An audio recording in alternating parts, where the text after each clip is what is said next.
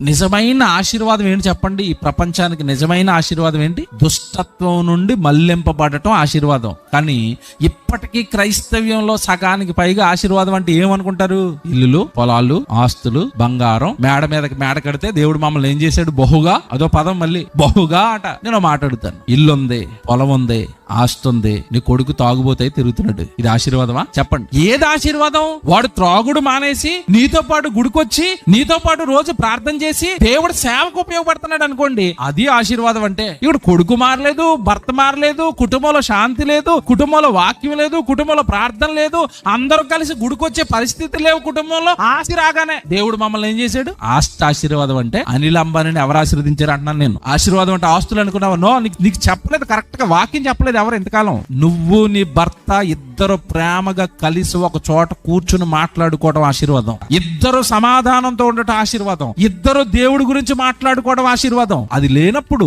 ఇల్లులున్నాయి, పొలాలున్నాయి, బంగారం ఉంది, కార్లు ఉన్నాయి, ఎవరికి కావాలి అవన్నీ? చచ్చిపోయిన తర్వాత వదిలేసిపోతావు అవన్నీ. భార్య భర్త ప్రేమగా కలిసి కూర్చుని దేవుడి గురించి మాట్లాడుకుంటున్నారా?